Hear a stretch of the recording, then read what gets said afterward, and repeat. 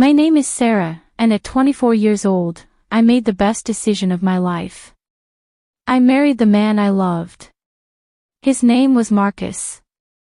He was kind, hardworking, patient, and honest.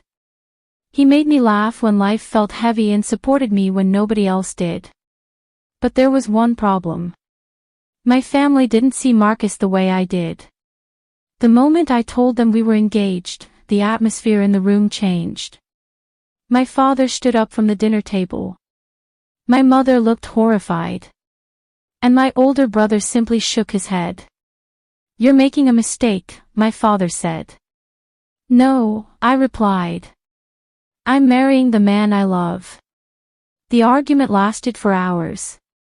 Nothing I said mattered. Nothing Marcus had accomplished mattered. The only thing they cared about was that he was black. I kept hoping they would come around. Instead, my mother gave me an ultimatum. "If you marry him, don't come back." 3 months later, I walked down the aisle without my family. And when the ceremony ended, I officially lost them. The first few years were difficult. Not because of Marcus. Because of the silence. No birthday calls. No holiday invitations. No messages. Nothing. Sometimes I would see family photos online. Christmas dinners. Family reunions. Weddings. Everyone smiling together. Everyone except me. There were nights I cried quietly after Marcus fell asleep. Not because I regretted marrying him. Because I missed the family I thought I had. Marcus always reminded me gently. "You didn't lose people who loved you. You lost people who wanted control." Those words stayed with me. Slowly, we built our own life. A small house. A growing business. 2 beautiful children. A family built on love instead of conditions. And eventually, the pain became smaller. 9 years passed. Life was good. Marcus and I owned a successful construction company. Our daughter was 8. Our son was 6.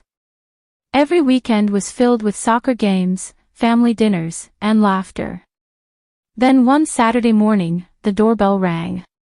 I wasn't expecting anyone. When I opened the door, my heart nearly stopped. My mother was standing there. Older. Tired. Nervous. For several seconds, neither of us spoke.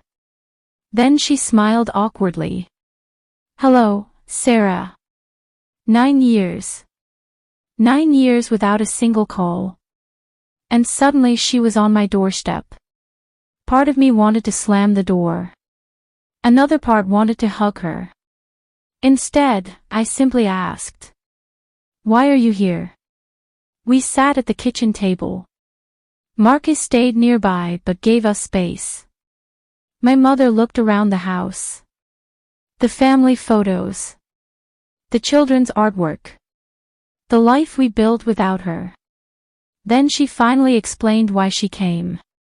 My brother's business had collapsed. My father had serious medical expenses. The family was drowning in debt. And they needed financial help. There it was. The real reason. Not an apology. Not reconciliation. Money. She cleared her throat. "You've done very well for yourself." I stared at her. For 9 years, she ignored my existence. Now she knew exactly how successful we were. "Did you come to see me?" I asked quietly. "Or did you come to see my bank account?" She lowered her eyes. And that silence answered everything. For the first time in nearly a decade, I said everything I had been carrying. I told her about the wedding she missed. The children she never met. The birthdays. The holidays. The years of wondering why her love had conditions. Tears rolled down her face. But I wasn't finished. "You judged Marcus without knowing him." I pointed toward the backyard, where Marcus was helping our son ride a bike. He's been an incredible husband and father. My mother's voice shook. I know. I looked at her in surprise. She continued softly. I was wrong. The words sounded sincere. Maybe for the first time ever. I wasted 9 years because of my pride. The room fell silent. No excuses. No justifications.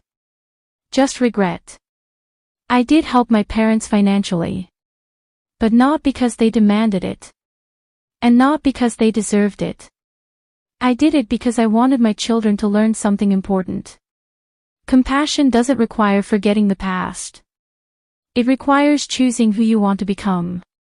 My mother slowly became part of our lives again. Not immediately. Trust takes time. But over the next year, she attended birthdays, school events, and family dinners. One evening, she sat beside Marcus and quietly said, I almost lost my daughter because I refused to see the man she loved. Marcus smiled gently.